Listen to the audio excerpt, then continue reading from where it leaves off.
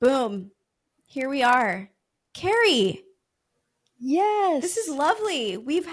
I was just saying, like, I wish I had recorded the last 3 minutes because this is just, we're talking about that dark corner in our brains where only the tax monster lives and how we don't want to go there more often than we need to. Right? But you We have to said go in something there a and few find minutes. receipts. Yeah, that's where they are. Like, I can't find my receipt. I know exactly where it is and I don't want to go find it. Let it die there. Yeah, true. Um, Amazing. You said something about a minute and a half ago that I can't get out of my head and I don't ever want to get out of my head. And it is your number one highest value in business, in life. Tell me about that. Uh, my number one value right now is freedom and flexibility. Mm. And I'll be honest, it was not easy to get there because in my past, I owned a brick and mortar location for 22 years and I was very attached to it. And when I started thinking about what I wanted next and what I wanted life to look like next, and I wanted to be traveling more and seeing the world and being able to pick up and go support my family because they live far away. And I thought, I want to do this by designing my business around the life that I want. Hence my tagline, Beautiful. right? Create the life you crave. Yeah. And that is often sort of a double edged sword, right? Because we become business owners for that very reason. We want to have freedom. We want to have, total control. That's the C word, control over our schedule, control over everything that we do so that we can have freedom. And yet, more often than not, entrepreneurs work longer hours, harder, they're more stressed out, they're more financially unstable than anybody that I've ever met. Not to say it's not worth it, but what are your thoughts around that and how we can navigate that space that sometimes we find ourselves in? Oh, it almost makes me emotional to hear you say that because I think I was that business owner. I started my first company when I was in my 20s and I left the security, right? I was working for the government. I had a very predictable job and it just wasn't aligned. I thought, no, I need to have more control of my time and I want to do the things that I really believe in. So I left the cushy, benefits and all of the good things and I started on my own. And I think at the time what nobody tells you as an initial business owner is that you don't have the someone else telling you what to do, but you can be your own worst enemy and it happens so quickly. Like I kind of laugh, like I think I talk about with my clients that businesses kind of go through three stages. So there's the infant stage of business, and it's like caring for an infant. Like it wakes you up in the middle of the night, it affects your Mm. ability to eat and sleep and look after yourself, like, and you need to have that, like you have to have that grit to lean into it so that it survives, and it sucks all of your time. But then it gets to a place where it's like it's at that child phase where you want it to start being independent, but you kind of go, oh my gosh, I've created a monster because this business is so dependent on me for every little thing. And I've taken on every role. And I'm probably, if I made it past the infant phase, I'm probably pretty good at a lot of things or good enough that it actually turned into a sustainable business. But now I'm my own worst enemy because I can't keep going like this. I'm Mm-hmm. tired. I don't want to, but I don't necessarily know how to get out of it. Like I've just created my own cave. And I think that's where, I just got passionate about why isn't anybody talking about that part? Right? We kind of skip over. We go, oh, I was this, living on my parents' couch and things were hard and I was strapped for cash all the time. And then poof, now I'm making multiple seven figures. And I think, no, that's not quite the way it happened. Right. And I think we just need more support in how do you move past that to just start to let go and start to build your team and start to get some support so that you do get back to that, what you really wanted when you started the whole thing. Oh my gosh. I can only imagine everybody listening right now is saying, who is this woman? What does she do? Where do I find her? Help me. Because you're right. It almost is like, uh, what's the word? Like it's not an addiction, but it's like huh, look what I can do. What else can I do? And you build this huge machine out of the skills that you didn't realize you had. And it's beautiful. Like, entrepreneurs are my favorite breed of human. And at the same time, that personality trait can quickly become totally just like a monster, like it eats you Yeah. alive. So tell us, what do you do? What's your business? How do you serve people? I usually save it for the end, but how can they find you if they're like, tell me no more? I just need to speak to Kari right now. So I evolved. I had a brick and mortar practice. Was owner of a private rehabilitation company for 22 years. Mm, And then I sold it. And I started really thinking about business coaching, leadership coaching, because I really do believe that you can't have a successful business past a certain point unless you're a great leader, until you can really, and not just being a great delegator, telling other people what to do, but really developing, sharing your passion and getting other people excited about why you do what you do and the thing that you serve. And it was nagging at me. I thought, I wonder if this is a thing. So I started about 4 years ago, just supporting other service based entrepreneurs to grow past I call it the teenager phase of business, right? When you're starting to think, like, ooh, I'd like to get my time back. I'd like to be able to travel a little bit. I'd like to be able to have, not do all the jobs in my business, but maybe select the ones that I really like and I'm really good at. And I think the difference too is that a lot of my clients are service based. So they love the front line. So I work with a lot mm, of health and wellness businesses, chiropractors, massage therapists, psychologists, as well as like the financial industry, financial planners. And the truth is, the business coaching that's out there says, oh, you need to hire people to do the front line. And then you're going to be the owner and you're going to oversee the business. But a lot of my clients, they are the main revenue stream in their business. So it doesn't work. So the traditional kind of coaching just wasn't lining up. And then the advice they were getting of, well, you just have to do the work and you have to push through it and you have to kind of give up the good parts of life, the traveling, the family, the friends. And I just thought, no, I don't think you have to do it like that. mm-hmm. So now that's what I do. I teach service based business owners the logistics, like the how to of being aware of kind of the things that we do that stand in our own way. Like you said, I mean, you talked about it and you said it kind of hesitantly, like an addiction, but it really is. And I think that and I mean, let's be honest, we're getting that dopamine hit when things are successful and when it actually Mm-hmm. works and you face that challenge and something was hard and then you're like, oh my gosh, it worked. That is how addiction forms. And I think that what happens over time is we keep doing that and it works and we're good at it. But then there becomes a day where you think, hey, wait, I'm not sure if this is where I really wanted to be. And I think that's the place where with my clients, I lean in and say, okay, like where are we getting in our own way and why?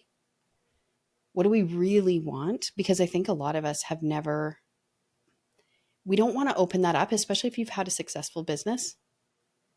You don't want to say, but I don't want this anymore, Mm, or I want something different. Like there's a sense of almost guilt that, well, why shouldn't I want this? This was what I've worked so hard for.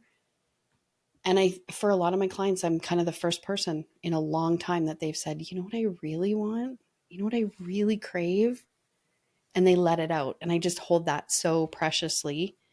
And then we start developing strategic plans around not only your business, but around your life so that the two fit together so that when we're done working together, your life looks more like you want it to look. wow. I've Yeah. never heard anybody describe it that way. And what came to mind is this kind of dangerous cycle where we, as you said, like we just kind of push and we work hard and we stay up late and we wake up early to create something that will bring us to an outcome, which is usually a sale. And that Hmm. sale is the reward that actually triggers our internal reward systems that says your hard work paid off, do it again. Yeah. But that cycle can be very detrimental to our health. And so figuring out like just because it worked one way doesn't mean it can't work another way. And yet without the awareness of that, like in like the battle that we're playing against our quality of life and what actually makes us happy, what we actually value, what we're trying to achieve by having a business versus the sale that was accomplished by this like dangerous cycle. I think without the awareness, we just keep doing it because you're right. Like, we can't give up now. We can't show the people that we were so proud to start this business and all of a sudden we're giving up on it. Like, what are they going to think? I Yeah. think there's a lot of that too. So thank you for bringing that awareness to people. I think it's really, really important and not talked about enough. And I don't want to totally own that idea. I need to give credit where it's due because it was actually my husband, who we've just celebrated 25 years marriage. It was his grandfather actually that introduced the concept. He used to always call me an anchor, and I thought he was insulting me. I thought he was saying like you're like the ball and chain. And we'd gone through hard times, right? Which you do when you're a business owner and a mom of young kids and everything is just going so fast. And I was sitting down having coffee with him and I said, you know, it's just all so much. And he goes, yeah, but hun, like, how to, and I was like, I know, be an anchor. And he says, no, don't say it like that. And he said, when the seas of life get stormy, and they always will, he said, it's not your job to captain everybody else's ship and do all the work. He said, it is not your job to try and calm the waters of the ocean. It's your job to set your own destination and just be that stability for other Hmm. people. And that day I was like, oh my gosh, that's it. That's leadership, right? It's not a matter of like doing all the paddling yourself. It's not a matter of trying to make it really easy. It's just you do your part. You be that point of stability to say, okay, like, where are we going? Are we still on course? How does this all work? And that was just how I started leading. And my background was occupational therapy. So I did a Hmm. lot of work in neurology and working with our nervous system and knowing that we make the best decisions in life and business when we're in that place where we're regulated. And I did that type of work for years. And then it was like this sudden light bulb came on and I went, wow, if we could bring this to the business world, I wonder what would happen. And here we are. Here we are. That's beautiful. You said something earlier that also got me thinking that traditionally we are essentially told the opposite of the advice that you were given, right? Like, your responsibility is to calm the waters for yourself and your team. So get out there, Mhm. right? Yeah. And you also said that a lot of times we're given the advice to outsource the front facing work, outsource the meetings, outsource the communication. And you're so right that a lot of business owners actually not only enjoy that part of it, but that's often what the clients are opting into. They want to talk Hmm. to the business owner, they want to talk to the expert. And so knowing that, it's almost a relief, right? Like, okay, I still get to talk to my clients. Awesome. I'm so thrilled with that. However, I still have all this other stuff and I'm sure I could outsource some of it or build a team around supporting clients in other ways. So what guidance do you share with your clients, or what advice do you have in terms of figuring out the right things to bring external support in for? I think the big thing is you get to decide. Ah. You get to decide. It's your business. Like there's no should, there's no how to, there's no this is the right way to seven figures. It's really, and I think that it changes over time. Like I know what I loved doing in the business when I was in my 20s was different when I was older. And I moved from really wanting to be frontline. And then I went through a phase where I loved mentorship. Like I Mm. loved teaching and taking a new team member and guiding them through and sharing how I think about things and how I would reason. And then I expanded from there. And then I all of a sudden I loved selling. I loved meeting with our stakeholders and pitching how amazing my team was and what we could do. So I think that part of it is there's not like a one size fits all, and there's not a one size fits all for 30 years. It's what works for you right now. What's lighting you up? What do you love in your business that gives you energy? And then we look at what are the parts that you really don't love, right? So actually, I mean, it sounds so simple, but I have my clients go through and we do just task lists. What are all the tasks that you're responsible for? And we break them down by daily, weekly, monthly, quarterly, annually. And then I just have them go through and rate them. Number Mm. one, things I love that just light me up, that give me energy. Two are the things that are neutral. I could take it or leave it. It's fine. And three, I might be good at this, but it is sucking the energy out of me. Like I dread the day. You and I were talking about finding receipts and doing bookkeeping, right? For me, that's it. And and then we start there, right? We start at the threes and you get to decide what those are. And then we say, okay, could we combine some of these things into a position or to outsource? And then we decide, okay, is this something that you just want it off your plate, but you don't really care how it gets done? Or is this something that you like talk about, like, when you're passing over a gift to a little kid and they don't let it go and you kind of get into that struggle? I think that's the way it is with some tasks. Like we kind of want to hand it over, but we kind of don't.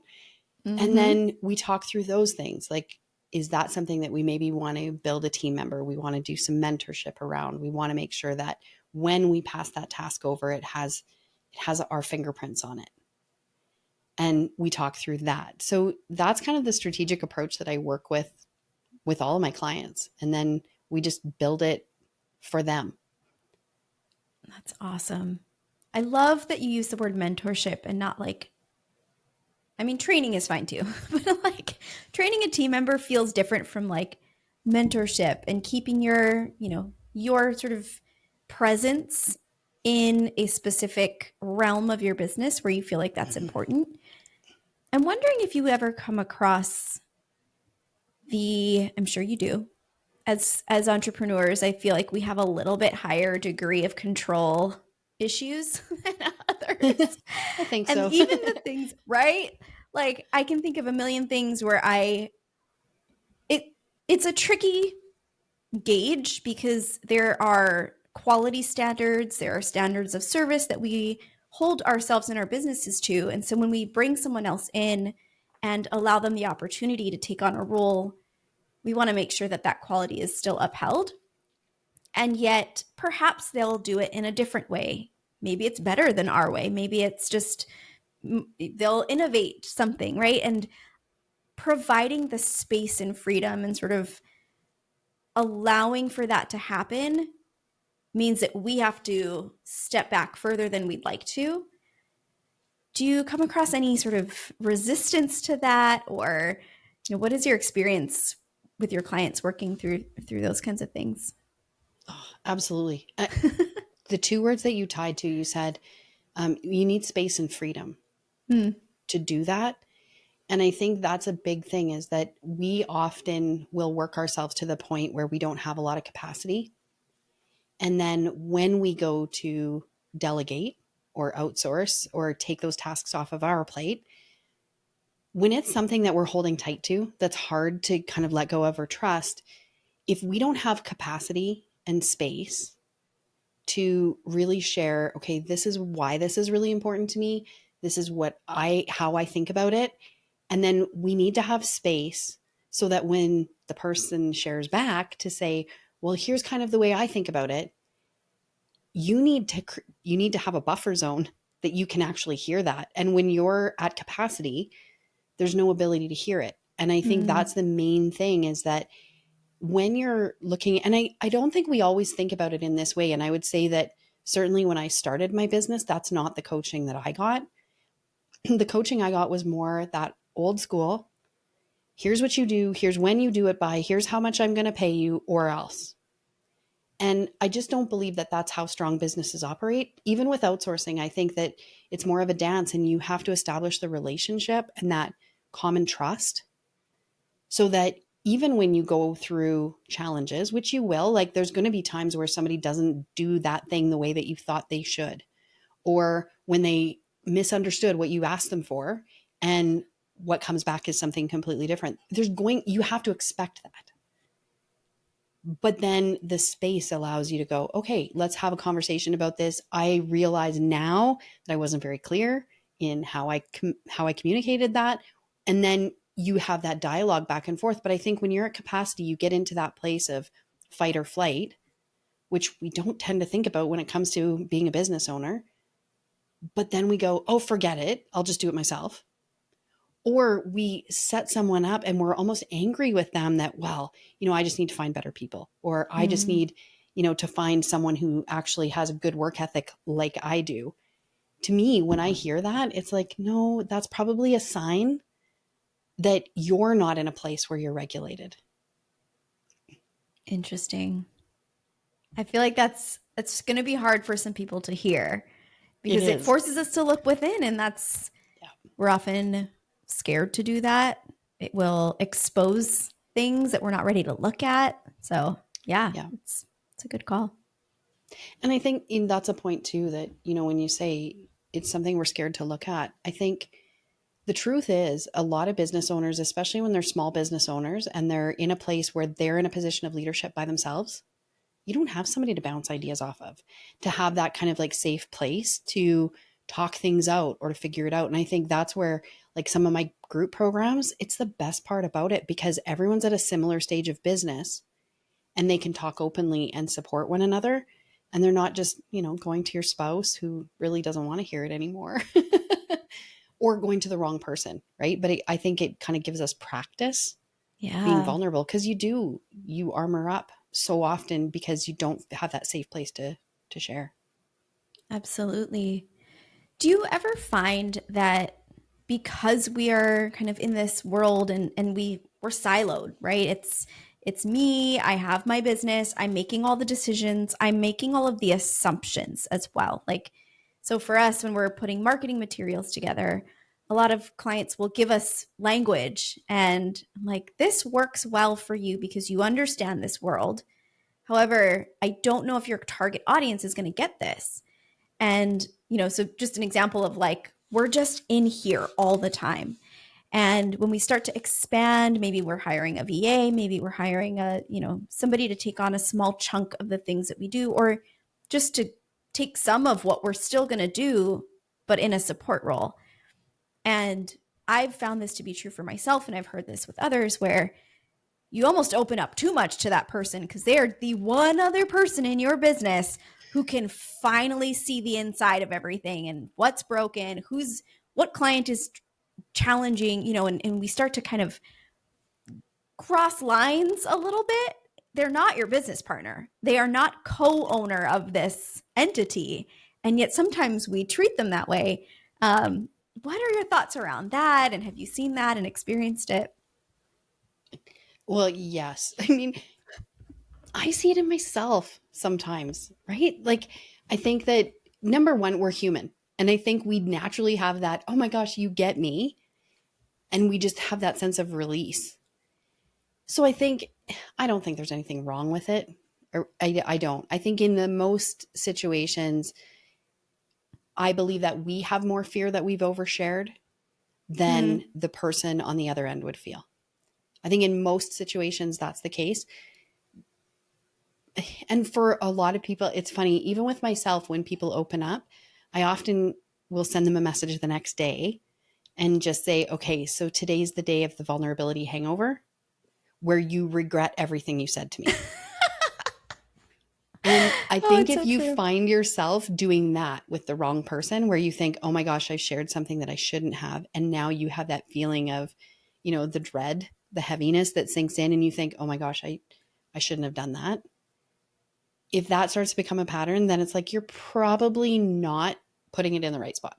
And but I think it's a journey, because when you're in a small business, many of us have moved between being an employee. So we're colleagues with the people that we were working with, and colleagues share different kinds of things. You complain about your boss, you complain about your spouse, you complain about your, so many different things. And I think it takes a little bit to shake that off and to recognize that actually I'm holding a different role now. But I think give yourself some grace, and most of the time it really doesn't have that much of a consequence. And if That's it awesome. does, people are probably starting to pull away from you, not answer their phones, not respond. And then you go, okay, maybe I need to kind of check in on this. But then when people do put it, I would say more often people hold back when they're working with a coach or when they're in a group of people who truly do understand and they feel they need to protect. And then when they do release it, it takes a little bit. Like they'll judge themselves and they come back to this feeling of, oh my gosh, I never should have said that. And it's not that I'm not grateful. I'm really grateful. I know that my business is doing well, but, and when they're met with no judgment and people who go, no, no, I get it, right? A lot of my clients right now, it, there's so many themes of people who are caring for parents who are going through illnesses and they want to be there. They want to help. They want to be of support, but they feel they can't be because they have so many business commitments. Mm. And to be able to share that in a really safe space is beautiful. And then to recognize how many other people said, oh, actually, that happened to me too. And here's how I did it, or here's what I wish I would have done, or, and just to see that support in the right space, it's a beautiful thing. Yeah. That really made me think about just the question I just asked is, are you opening up to a brand new team member or somebody who's just been hired to build you like a landing page and like not part of your business even? And is there perhaps another space that would not only be, I guess, more appropriate, but more sort of supportive and receptive? I'm sure these people are like, oh my gosh, happy to listen to you. I don't know how much I can help you, but let it out. Yeah. like, but at the same time, is that the best space for you to get the support that you need? And is that a sign that you're looking for a different type of support? And I love that you do group coaching. I love that you have a group program because I think community, especially for entrepreneurs of small teams or solo entrepreneurs, is so underrated and can just elevate you as a person, elevate your overall well being, your mental health, and your business as a result. So that's awesome. Yeah. And I think, a lot of the training, if you look at leadership podcasts, if you look at leadership training, it's amazing how many of them are directed towards corporate, where they have Mm, full teams of human resources people. And I think, what about that person who has a team of 4 who's trying to do it all themselves? And I think you're right. When I looked, I saw a major gap in the market. And now that it's going and I see the magic that happens in that group coaching program, and I'm really selective too. Like we, in our group coaching program, you have to have been in business for a minimum of a year. Like your business can't be at that infant stage where it's taking all of you. And you have to be willing to be coachable, to open up and to go through the modules and to really reflect on the business. And when I was able to curate that and put this group together who are from a variety of industries. So I have people from financial planning to virtual assistants to dance studios and, a really wide array. But when they come together, they're all facing similar challenges. Yeah, it's pretty amazing actually. that's awesome. Yeah, and it's a sign too that like just as we're all human, right? We go through like our own physiological human experience. As a subset of that, we as entrepreneurs, regardless of our industry or our business, the size of the business I think matters a little bit just to, depending on the type of community that you're joining. But it's so helpful to talk to people who get it from the energetic standpoint, right? Like you understand the hustle, you understand what it took to get there. Your path may have looked different than mine, but you still worked hard and Yeah. you still put in the same type of effort. Uh, and to be able to see that, but from somebody who's not so close to it that they can't see the holes, they can't see both the holes and like the things that you really should be celebrating that you're not. Like, oh my God, do you Yeah. realize what you just said? You just did this. And you're like, oh, but it was this and that and not perfect. And I didn't do this. And you're like, hold on. Let's just celebrate this thing that you just did when you're just brushing over it and you're just going to move on with your life, right? And it's funny, like you talk about opening up to the person who created your landing page, and I think what we see in that sometimes is, oh, here's another business owner. Mm, I can connect with them. Right. So I think sometimes we search for that commonality, or we search for that common denominator to say, here's how we're alike. And when I've seen, that in the group, and you tie it to that celebration, we are so humble that we often don't kind of sing our own praises. That's one of my favorite things about the group is every week we talk about, okay, what were your wins? And people will kind of stumble over them. And then inevitably somebody in the group will go, whoa, whoa, whoa, you what? And they give it praise. And I see this it happened earlier in the group where we had a couple of members that felt like, oh, I'm not a decade into my business. I'm not at the multi seven figures yet. And they had to just trust. I put you in here for a reason. You do belong. And then as they started talking about their wins, you could see all of a sudden these other business owners who she was really looking up to, and they were able to feed back and say, oh my gosh, like that is a roadblock that I didn't overcome until I was 5 years in. Like for you to be able mm, to do that now is amazing. And they kind of like forced the praise, like, please stop, like appreciate that. And that's a pretty amazing thing to get to witness, because yeah, all of a sudden, like, their shoulders go back and it's like, oh my gosh, I really am doing it. Yeah, pretty totally. fun. I love that. I had a business coach who was really big on celebrating because she knew that it would literally change like the chemical makeup of your experience of being a business owner. And like we go through so much challenge that I feel like celebrating its own, like pausing to celebrate, we feel like we're not worthy of the celebration, right? Like there we've done this, but we still have all these other things that we didn't do, or it's just a small part of a bigger goal that I'm not at yet. And we just we minimize and minimize and minimize. And to create a space where that can be like, just take a breath of gratitude and a breath of celebration. And sometimes it takes other people to hold the mirror up and say, like, you are amazing. You did this.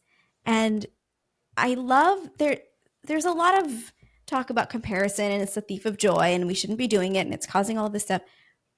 I would say that there is healthy comparison in the example you just shared. Hey, that's amazing. It took me 5 years to do this and you did it in 3 months.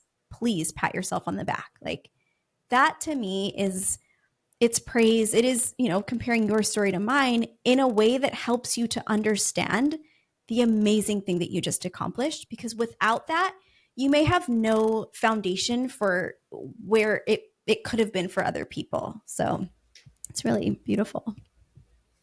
And as you're sharing, I think the other thing, and it sounds like you had a coach that was amazing that way as well, which, what a gift. But to recognize, I think we're living in a world where comparison is so available. Mm, And we see, you go online and you see YouTubers who have these insane homes and beautiful lives, and they're traveling all over the world. And I think they showcase that. And we get a really skewed view of how many people are succeeding at that level. And we forget that 99.9% of the world doesn't live like that at all. So then we they don't probably celebrate don't this. live like that. They don't. I mean, right? We know that. But when you think about, like, okay, give me your small wins, like what we perceive as something minute, that's the norm. And I think Mm-hmm. we are responsible to share more of that so that we can right this ship that is so off kilter. Like we need to start just celebrating the small things so that other people feel when they compare, it's like, oh no, I feel like I am on track. I feel like I am recognized. I am doing a great job. Because if the only things they ever see are the really big, extravagant wins, yours just feels like nothing. So I think it's our responsibility to put that out there. Absolutely. It's like those videos you see. I'm thinking of a video where a dad had his daughter on the bathroom counter in the mirror, and he was like, repeat after me. I'm beautiful. I'm strong. I'm sure you've seen tons of videos like that. And everyone's like, oh, what a great dad. Oh, this is such a good, habit to build for such a young child. And yet as adults, shouldn't we still be doing that? Shouldn't we still be looking at ourselves in the mirror and saying, you woke up today. You're showing up. You're amazing. You're intelligent. You're smart. You're beautiful. You are making an impact. And yet we do the opposite. You're not good enough. Who are you to do Mm-hmm. this? Right? Imposter syndrome is just that negative self-talk. And I think we we often need other people to remind us that it's okay to celebrate ourselves. And it's not, I truly now, I know for sure. Imposter syndrome is not related to the status that you've achieved. Hmm. There is a cell memory where we feel like we are not enough. And whether you have achieved that insane level of success, if you have it, you have it. And I think the way to overcome it, I think the jury's still out on it, but I feel that there is I get emotional about it. I feel like there's a gateway that opens when we see it in others. Hmm. Just before I got on this call, I was connecting with a um, gentleman that I have just come to know in the last few months, and I really enjoy him. And he's got some huge goals this year. And he said, my mantra this year is be better. And I said, tell me more Hmm. about that. Like, what is that? And he said, well, I want to be better. I want to show up more. I want to be kinder. I want to be braver. I want to be healthier. And it was wild to me because as soon as I reflected that back in him of what I saw in him, I could tell that there was like a switch flipped where then all of a sudden he could see it in himself. And I think the more that we can do that for others, like just acknowledge when someone has changed your day, like small things, small things. I think when we feel seen, it allows us to acknowledge ourselves a little more easily. And I think we're trying to come at it from this point of self-confidence and affirmations and, doing the work to change our own mindset. But I truly believe we're community people. We're designed to be in relationships. So when we see it in someone else, inevitably we will see it in ourselves. Hmm. That's beautiful. That's my thought. I Yeah, no, it's so interesting the judgment that came up for me when you told me that, oh, I want to be better. I'm like, oh, you're good enough. Like, why don't they know that? And yet I would say the same thing. I want to be better than I was yesterday. That feels like a very positive goal. And yet understanding that it's okay to progress as long as we understand that we're enough today. And that is so much easier to say to other people than it is to do until we practice it. And you know what was interesting? Because when I heard that, when he first said it, I attached a tone to it. Mm-hmm. Like, be better, right? It sounded like military or something, like, come on, get it together. I had the same reaction where I was like, oh gosh, that just sounds harsh. And then luckily I stayed curious. I was like, tell me more about that. Like, what's that all about? And then when he gave it back, I was like, oh, okay. Yeah. No, Mm-hmm. it feels like I'm good today, but I'm going to be even better tomorrow. I was like, yeah, I can get on Yeah. board with that. How can I? And that's been my thing is asking, like, how can I support you in that? Mm. Where would you like me to show up? And then being really committed to that. Like it sounds crazy, but I put it in my calendar. Like I will write a little note just to touch base. And how's that going? And just making sure that I stay connected. But I sometimes don't always remember to do that when things get busy or crazy or stressful or whatever. So I just put a little note, like a little checkbox to make sure I connect with that person, follow up. Yeah. That's beautiful. I think those touch points mean they're so meaningful. And even the intent and sort of the practice of reminding yourself, because I think we're all so busy that we in our hearts right after a conversation like today, I'm like, I want to stay connected with Kari for sure. And if I don't put that in my calendar, it's not because I change my mind tomorrow and I decide I don't like Kari. No, I just truly forgot. Yeah. And so those little hacks I think are really really important for business, yes, and for that deeper human connection that I think we're really talking about and that method of support. And it sounds kind of artificial. When I share that with people, I was really hesitant to share that at first because I thought it makes me sound like I'm just not a naturally caring person. And then when I leaned into it, I thought, no, actually, it just allows me to be the type of person that I want to be, Mm-hmm. but it gives me a strategy. Like it's a system and a process that allows me to be the type of person I want to be. And if I'm, Yes. yeah, I feel terrible when something's gone 6 months and I think, oh my gosh, I totally forgot that they had this big thing in their lives, or, somebody had a graduation or they got a promotion and I meant to connect with them. And then I just forgot. So now I'm like, nope, I have a system for that. I slot it into my calendar. I make a checkbox. I do all the things. And it aligns, but it sounds so artificial. It doesn't really. I mean, I didn't think that. Oh, It good. truly sounded to me like a great idea. I was like, Perfect. I need to start doing that. And even just saying hi. Like I'm now wondering. So I went to a conference last year and I met up with a client who I'd never met before, and that was really magical and wonderful. And then through just sitting together with different people throughout the conference, we made a couple of friends. And when you're in spaces like that, you like spend your lunch break together, or you hang out at the social gatherings, and you are always like exchanging information. Oh, we'll keep in touch. Yeah, cool. Keep me posted. More often than not, you kind of just don't, and it's nobody's fault, but nobody, has the awareness to start that conversation again. And I think everybody wants to and they mean to. Hmm. And one person in this group sends a text every probably 2 to 3 months. Hey, just checking in. How's everything going? And we'll send little text updates. And, we've done one Zoom call, we have another one scheduled. And without that person doing that, we would not be in touch anymore. And I'm wondering if he has a similar setup. And I'm like, oh my God, Mel is the best at staying in touch. He's just so natural at it.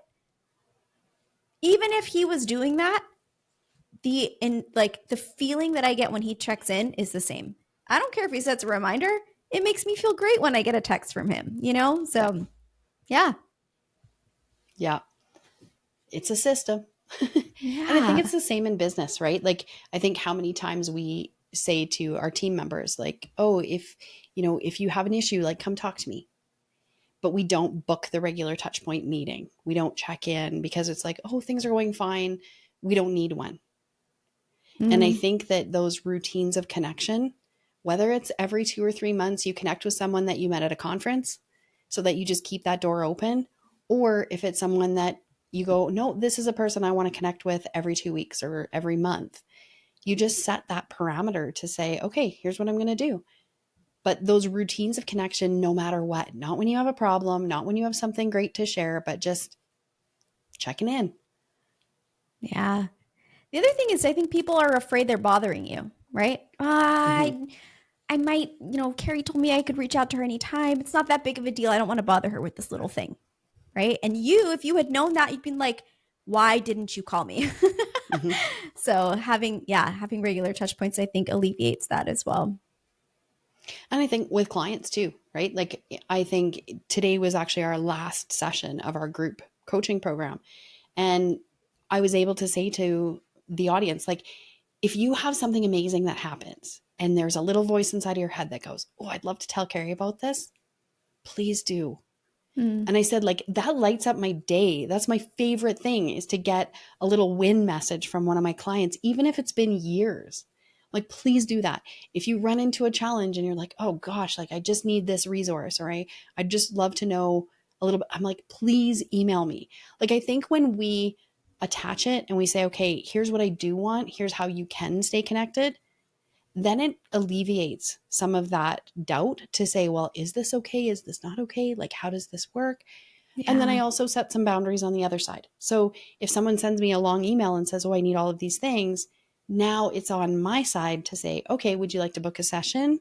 Or would you like just 5 minutes of feedback? Right. Mm. But I get to decide that.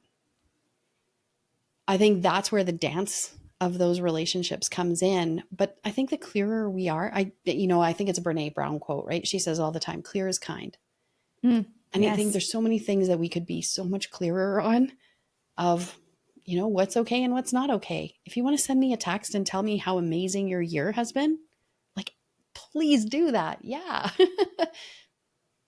Yeah, that's beautiful. And I just, from hearing you and meeting you and listening to your podcast, it feels genuine. I think people sometimes are like, yeah, keep me posted, and may or may not mean it. But again, that's not clear, right? Like, thanks so much, keep me posted doesn't feel like a genuine offer where you're like, this is literally the best part of my day. Please give Oh, me great days. Like, I invite you to share that with me. And so I think you're right, being clear, being genuine. It's all very energetic, and you can feel it. And I think mhm. if we are able to tap into that intuitive, like, understanding of something that's authentic and genuine, which I feel like as humans we moved away from, and we are starting to come back. There's a lot of guidance around that, and just encouragement for us to reconnect with our intuition. And I believe that that's going to help us to differentiate between the offers that are sort of empty and those that actually are meaningful. I truly hope so. Like and I think you can feel it. You can feel it when people are like, "Oh no, girl, I got you," or right, I know what that feels like to be in that situation and to just be there and listen. I think you can feel when it's authentic. And I'll be honest, like, this is one of the challenges. I was really reluctant actually to even call myself coach because I thought the industry is so saturated with people who I don't always know have the best intentions. I Hmm. think they're sometimes selling things for a ridiculous amount of money that don't have value. And so I really pulled back. I wanted to be called something different. And then I came up with all these fancy titles that nobody knew what they meant, and ended up kind of right back where I started. But I think in the end, it comes back to, it doesn't matter what you call yourself. It doesn't matter what service that you provide. It's, are you representing what you can truly do? Are you not, Hmm. over representing yourself, selling something that secretly in your own gut, you're not? There's a difference to me between imposter syndrome is you've got the skill, you've got it. You just aren't comfortable in that outfit yet, versus I think there's a different side of that where people are overselling something that secretly they know there's no value there. And I listened to a podcast here about 2 weeks ago, and I always laugh. You know what? Do you ever talk back to podcasts? Oh, all the time. We're listening and I'm like, what did you just say? And then I rewind it and I'm like, oh my gosh, I can't believe you said that. And then I so want to phone them. But I heard this thing like that it was all about marketing, and they were saying it doesn't matter, even if you have a terrible product, you just need to keep selling it to people that even if it's terrible, you will find 5 out of 100 people will buy. Ew. I'm still worked up about it because I'm like, that is the worst advice ever. Like, Ever. It no, scares like, me that that's out there. and I think you could have saved yourself 95 phone calls and terrible reviews and a really hard business plan if you would have just focused on creating something amazing from the beginning. Sell it to 2 people. And if they think it's amazing, they'll tell people. And then you just grow from there. Like, I don't think it's that hard. And I was just mind blown that and I mean, this was a top 10 podcaster on Apple Podcasts.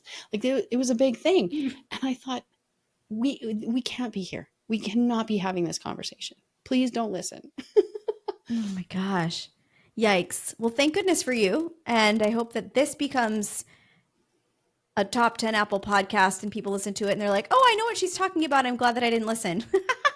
Right? Oh, Pua and I are yikes. gonna like go to the top and be like, Right? listen, Starting a just revolution. give great service. Love it. Yeah, right. It's really it. I used to work for Yelp and people would come up to me all the time. They're like, we hate you. And I'm like, well, thankfully I didn't invent this. It's just my job. So sorry. And if you give great service, you're going to get great reviews. I know it's not that easy. I know that Yelp has, I actually am like less of a fan, especially as a business owner, but I, I like if somebody had a bad experience, honor that and like help to make it right. Don't get mad at the platform. Right? Like, Right? I Put don't your know. concerns where they need to go. And you know what? I think Right. that's such a valid point too. Like, people who will take time out of their day to write a terrible Yelp review are probably not that happy. And what I love, like even with Google reviews, how you can click on the actual reviewer and see what other reviews have they left. Because if Yes. maybe they only give 1-star reviews, that's the only thing that gets attention in their life. But then I'm going to push other people, like if you have a decent experience, the way that you change that algorithm is don't let the people who are constantly giving negative reviews take the platform. Like it's kind of up to us. And I think as small business owners, it's one of my favorite things to do. Like if I go into another business where I'm happy with the service, I'll let them know.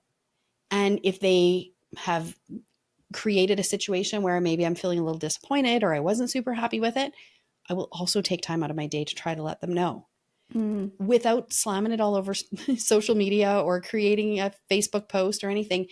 Because I think, you know what? No, I know this is hard. It yeah, is hard to be in a service based industry. So let's just support each other. So I think, like, as totally. small business owners, that's like such a simple thing that you can do. It doesn't cost you anything. Just leave a decent review for people so that you're shifting that algorithm. And I wish I just wish there was more data because I think Yeah. the results are really Feedback is skewed. data. That's it. Yeah. Yeah. That's beautiful.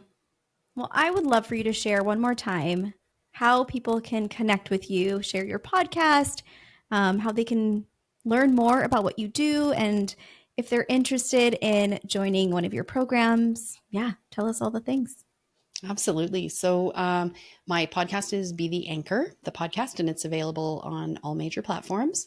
My audience for that is primarily small business owners. We're talking about it all, the challenges, hiring, delegating, mindset, all of that. And then my website is betheanchor.ca. And that's where you can find out more about the Anchored Leadership Academy. If you want to book an inquiry call, we can just chat. It's low pressure just to find out if it's a good fit. And the next cohort will be going through starting in March. So I'm really excited about that. And yeah, you can find me on Instagram, LinkedIn, Facebook. Yeah. Beautiful. Thank you so much. We'll put all that in the Oh, show notes. And it was an absolute pleasure to chat with you today. I truly look forward to staying connected for real.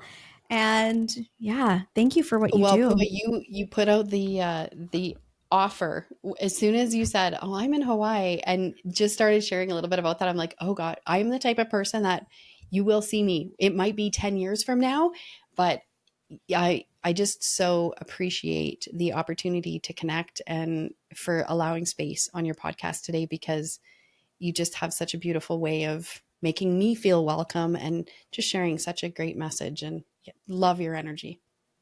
Amazing. We'll do round two in real life when you come here. Oh, I'll hold yes, you to let's it. do it.